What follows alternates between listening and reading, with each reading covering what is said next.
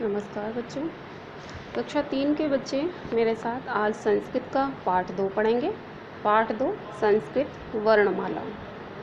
बच्चों, वर्णमाला पहले भी पढ़ चुके हैं। आज से लेकर के ज्ञ तक जितने भी अक्षर होते हैं वो सभी वर्णमाला में आते हैं। तो हम उन्हीं अक्षरों के बारे में आज पढ़ेंगे। दूसरी बात आप लोगों को बताऊंगी कि आप लोग अपने घरों में ही रहिए, बाहर बिल्कुल भी मत निकलिए, क्योंकि आप छोटे हो। आपको घरों में रहकर ही अपनी पढ़ाई करनी है और जो रिवीजन आपको करवाया जा रहा है उसको आपको घर में बैठकर अच्छे से करना है।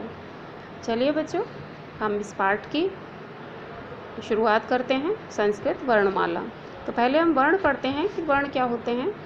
भाषा की वह ध्वनि जिसके खंड न किए जा सकें वर्ण कहलाती है। जैसे अ, आ, क, च, ट, त आदि।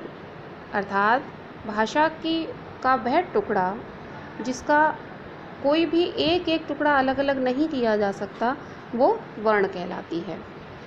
वर्णमाला में वर्णों के क्रमबद्ध समूह को वर्णमाला कहते हैं। अब वर्णमाला क्या होती है?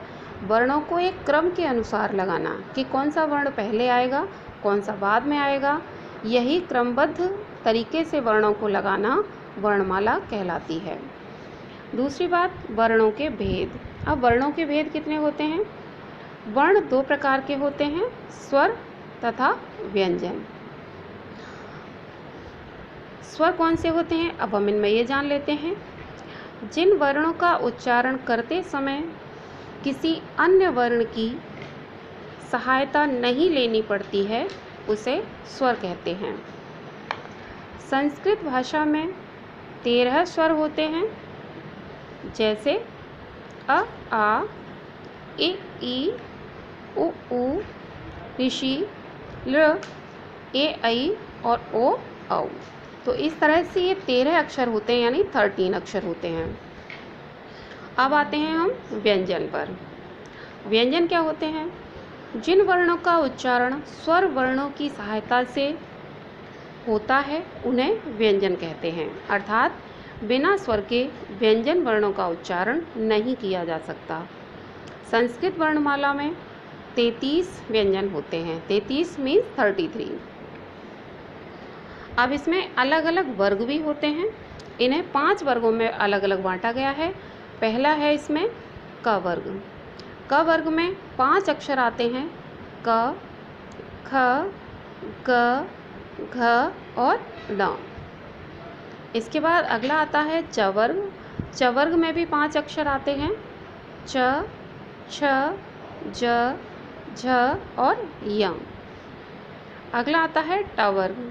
ट वर्ग में भी 5 ही अक्षर आते हैं, ट, ठ, ड, ढ और ण। इसके बाद त वर्ग।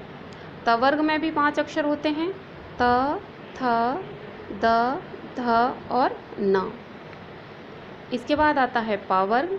इसमें भी 5 अक्षर होते हैं, प, फ, ब, भ और म। अब आता है अंतस्थ। अंतस्थ व्यंजन कौन से होते हैं? य, र, ल और व। ये जो 4 अक्षर होते हैं इन्हें हम अंतस्थ व्यंजन कहते हैं। अब आते हैं ऊष्म व्यंजन। ऊष्म व्यंजन क्या होते हैं? श, स, स और ह। ये 4 अक्षर जो होते हैं ये ऊष्म व्यंजन कहलाते हैं। उपर्युक्त वर्णों के अतिरिक्त 2 वर्ग और भी हैं, जैसे अंग, इसको हम अनुस्वार कहते हैं, और अंगः, इसको हम विसर्ग कहते हैं। ये वर्ग न तो स्वर हैं और न व्यंजन, लेकिन ये स्वर तथा व्यंजन दोनों में साथ साथ काम करते हैं, दोनों के साथ मिलकर चलते हैं, अतः इन्हें अयोगवाह कहा जाता है।